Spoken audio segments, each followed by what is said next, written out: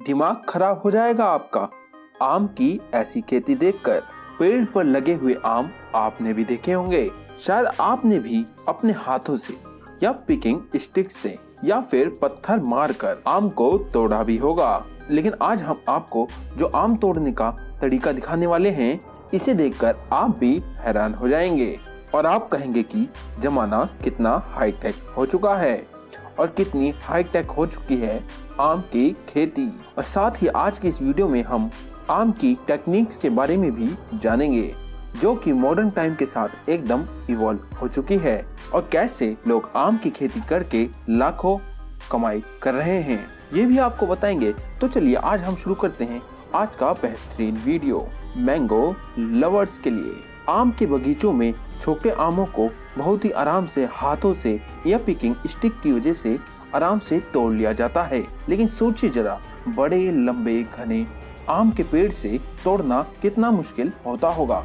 Industrial level पर आम तोड़ने का तरीका कितना टफ होता होगा। ऊंचे ऊंचे पेड़ों से आम तोड़ने के लिए हाइड्रोलिक प्रेस का यूज किया जा रहा है और यही है हाइड्रोलिक लैडर। इस मशीन को ऊंची जगह पर लगे फलों को तोड़ने के लिए ही बनाया गया है। ये मशीन एक ड्राइवर के द्वारा ऑपरेट किया जाता है। देखिए कैसे इस मशीन में बने बॉक्स में एक इंसान को खड़ा कर दिया जाता है और वो फटाफट फलों को तोड़ते हुए स्टोरेज में रखता हुआ चला जाता है। जैसे ही स्टोरेज कैबिन भरता है, उसे एक जगह पर खाली करने का काम किया जाता है। सारे आम इकट्ठा हो जाने के बाद बारी आती है इसे साफ करने की। दोस्तों, ये तो आप भी जानते होंगे कि आम तोड़ने के बाद उसकी सफाई होती है, क्योंकि जो आम से रस वाला पदार्थ निकलता है वो हमारी स्किन और मुंह के लिए हार्मफुल होता है। आम के इस लस पदार्थ के हमारी स्किन पर लगने की वजह से हमारी स्किन में खुजली या घाव भी हो सकता है। ये लसा पदार्थ आम के ऊपर लग जाए तो वो आम सड़ जाता है। इसीलिए आम को बचाने के लिए मैंगो स्प्रे नाम का छिड़काव किया जाता है। आम तोड़ने वाले के हाथों पर भी मैंगो स्प्रे का छिड़काव होता रहता है ताकि उसे भी किसी तरह का नुकसान न पहुंचे। अब बारी आती है खेत से जमा किए हुए सारे आमों को फैक्ट्री में भेजने की। फैक्ट्री पहुंचने पर इन सारे आमों को क्लोरीन वाटर से साफ किया जाता है। यहाँ से साफ होने के बाद आमों को अलग अलग साइज में कर लिया जाता है और मशीन से इसे अलग अलग साइज में छांट लिया जाता है। और ये बिल्कुल ही कमाल का तरीका है, और वो भी इतने जल्दी। और फिर ये सारे आम अलग अलग यूनिट में पहुंचाए जाते हैं और जब ये आम अपने साइज के अनुसार अपनी जगह पर पहुंच जाते हैं तो इन्हें ऐसे अच्छे बॉक्सेस में भरने का काम किया जाता है और फिर आमों को बाजार में बेचने के लिए ले जाया जाता है। अब ये बात हो गई है आमों को तोड़ने से लेकर इसकी हाईटेक पैकिंग तक की। लेकिन जरा ये भी जान लीजिए भारत में आम की खेती कैसे होती है और उससे कितने पैसे कमाए जा सकते हैं। वैसे तो आपको पता ही होगा, आम फलों का राजा है और पूरे भारत में इसकी खेती लगभग 11 लाख हेक्टेयर में की जाती है, जिससे लगभग 95 लाख टन आम भारत को मिलता है। आपको बता दें कि बिहार राज्य में 1,45,000 हेक्टेयर क्षेत्र है, जिससे हर साल लगभग 14.5 लाख टन आम उगाया जाता है। और आम की खेती बहुत ही फायदेमंद होती है। और आप मान लीजिए मैंगो है, वो भारत का सबसे बड़ा प्रोड्यूसर है मैंगो का। आम की खेती करने के लिए उसकी वैरायटी चूज करनी होती है। वैसे आपको भी मालूम होगा कि भारत में आम की वैरायटी की कोई कमी नहीं है। वहीं हर वैरायटी के आम की अपनी कुछ खासियत होती है। आम के परफेक्ट साइज वो हैं जिनका वजन 1 किलो में 4 आए और जिसकी गुठली पतली और छोटी होए। आम की एक किस्म होती है जिसे मालदा कहा जाता है और जिसे कई जगह पर लंगड़ा आम भी कहा जाता है। अब जान लेते हैं आम की कुछ वैरायटी के बारे में। सिपिया, सुकुल, दशहरी, बम्बई, चौसा, जर्दालू, अल्फांसी, फजली, कृष्णभोग, हिमसागर, गुलाब खास और वगैरह वगैरह प्रजातियां होती है आम की। और आम की डिमांड भारत में बहुत ज्यादा है और आम की खेती मुनाफे लायक होती है।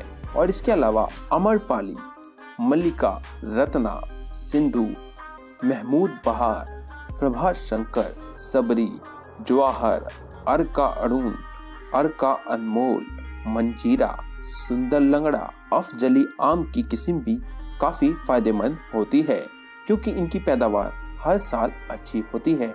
वैसे तो आम की खेती सभी तरह की मिट्टी में की जा सकती है अगर पानी में निकासी की व्यवस्था अच्छी हो, लेकिन आम की खेती के लिए सबसे बेस्ट मिट्टी गहरी दोमट मिट्टी ही होती है। उसमें पानी का एग्जिट बहुत अच्छा होता है और उसका पीएच 5 से 7 के बीच होता है। पथरीली कंकड़ वाली मिट्टी में आम की बागवानी सक्सेसफुल नहीं होती है और होती भी है तो बहुत कम उपज मिलती है। आम के बाग लगाने के लिए सबसे पहले खेत की अच्छी तरह जुताई कर लें और फिर उसे प्लेन बना लिया जाता है और अब पौधे लगाने वाली जगह को भी मार्क कर लिया जाता है और फिर आम की अच्छी किस्म के कलमी पौधे लगाए जाते हैं और लगाने की दूरी 10 बाय 10 मीटर की जाती है और 2 पेड़ों के बीच 10 मीटर की दूरी रखी जाती है। आम पार्ली किस्म के आम को 2.5 मीटर की दूरी पर लगाया जाता है और फिर मार्क की हुई जगह पर 3 फीट लंबा, 3 फीट चौड़ा और 3 फीट गहरा गड्ढा खोदा जाता है। गड्ढे की हुई मिट्टी को आधा एक तरफ और आधा एक तरफ रख दिया जाता है और मिट्टी को 10 से 15 दिन तक धूप लगने दी जाती है। गड्ढा खोदने की शुरुआत मई महीने की शुरुआत में किया जाता है। गड्ढे को भरते समय मिट्टी में 20 से 25% कंपोस्ट, 1 किलो खली और 50 ग्राम थिनेक मिलाकर इस गड्ढे को समेट दिया जाता है और इसके बाद गड्ढे में और मिट्टी डालने की जरूरत पड़े तो गड्ढे से खोदी गई निचली मिट्टी का इस्तेमाल किया जाता है। 1-2 साल के बाद जब गड्ढे में भरी हुई मिट्टी पूरी तरीके से भर जाती है तो पौधों की रोपाई की जाती है और ये काम जुलाई-अगस्त में किया जाता है जब एटमॉस्फेयर में काफी नमी होती है। फरवरी-मार्च में भी पौधे लगाए जा सकते हैं, लेकिन वो इतने अच्छे नहीं होते जितने बारिश के मौसम में लगाए हुए पौधे होते हैं। फरवरी-मार्च में लगाए गए पौधों को अधिक मात्रा में पानी देने की जरूरत होती है और इन पेड़ों को लू से बचाने का भी जुगाड़ किया जाता है और पौधे जब भी लगते हैं तो बादल वाले दिन या शाम को ही किया जाता है ताकि तेज धूप से ये पौधे सूख न जाएं। पौधे लगाते समय ध्यान ये दिया जाता है कि पौधों को मिट्टी में उतना ही दबाना है जितना उन्हें नर्सरी में रखते समय मिट्टी में दबाया गया था और पौधे के पत्तों को जमीन से 22 इंच ऊपर जरूर रखा जाता है। पौधा लगाने के बाद मिट्टी को अच्छी तरीके से दबा दिया जाता है और फिर सिंचाई की जाती है। बता दें कि पौधों की गर्मी में सिंचाई करना बहुत जरूरी होता है।